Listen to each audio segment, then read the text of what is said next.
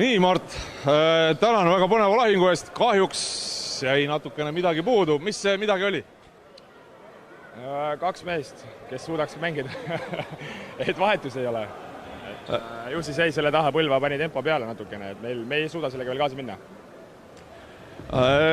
Keda eelistad homme näha kolmanda koha mängus vastas? Tead Tallinnat ilmselt, sest Viljandil on nii agressiivne kaitse, et meil läheb raskeks.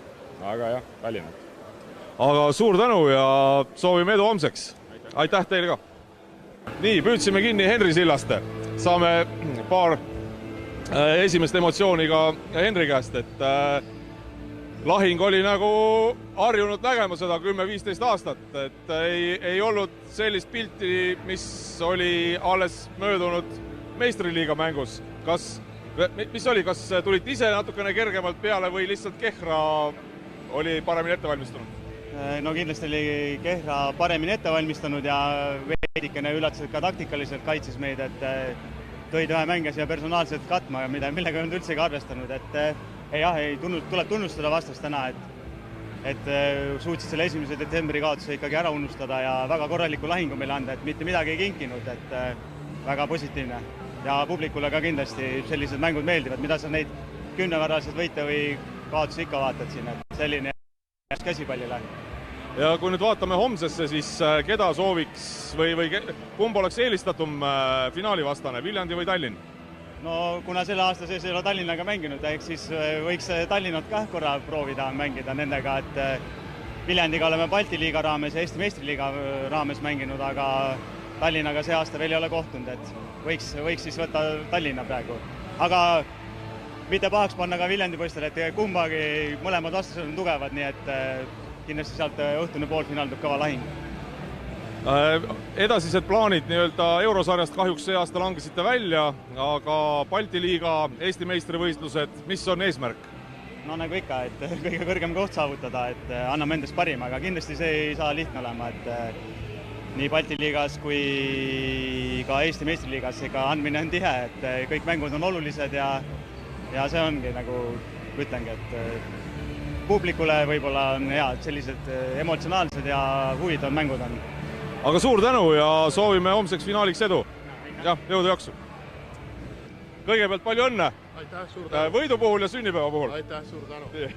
Ja küsiks siis sama küsimuse, mis Henri käest küsisin, et kas tulite eelmise meistriliiga võidu pealt alguses kerge jalaga peale? Ei tulnud, et mängud on erinevad ja eks meil on olnud siin hooaja jooksul neid erinevaid mänge päris palju. Mõned tulevad selliselt perfektselt välja, hästi. Üks nendest oli siis eelmine mäng, mille mängisime AC Kehraga Eesti meistrivõistluste mängu. Aga karikavõistluste Final Four, üks mäng, üks päev, ette oli teada, et ja kodusaalis Kehra mängib ja Kehral on ju hea vaim ja ma mõtlen mitte ainult võistkonna vaim, ka publiku vaim ja selles suhtes, et nad alati kodusaalis võitlevad viimseni ja täna oli ka nende poolt tegelikult väga hea sooritus ja eks meil olid omad kitsaskohad, väravavahtide tegevus, kus me tegelikult siin eelmistes mängudes saime ülikõva toetuse, siis täna seda ei olnud, ütleme, eelkõige Eston Varuskil, eks ole, et aitäh, et mängud on erinevad ja tuleb au anda Kehra võistkonnale, et väga väärika lahingu ja meil kindlasti, mul on südamest hea meel, et me saime finaali. Sellist Final Fouri minu teada ei olegi olnud, kus kõik Final Fouril osalejad on endised karikavõitjad. Põlva siis 12 korda hetkel, Kehra 11 ja Viljandi Tallinn mõlemad 1 korra. Aga keda treeneripingilt näeksite parema meelega finaali vastaseks? Ütlen päris ausalt, ei ole üldse sellele küsimusele mõelnud, eks nüüd me oleme finaali jõudnud, nüüd võib-olla peaks mõtlema, aga vastust on keeruline anda. Viljandiga oleme 2 korda mänginud, tunneme neid natuke paremini, Tallinnat pole üldse katsuda ka saanud. Et eks saame selle vastase homseks, kes täna õhtul tugevam on, et lihtsalt midagi kindlasti meid homme ka ees ei oota.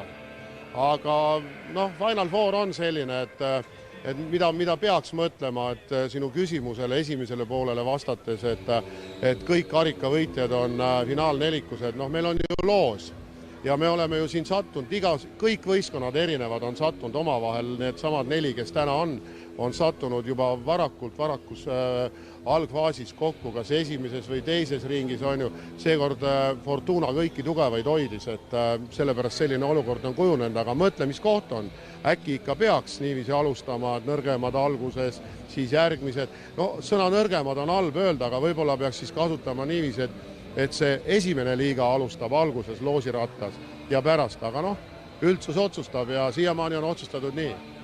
Aga suur tänu ja head edu homme! Aitäh, suur tänu!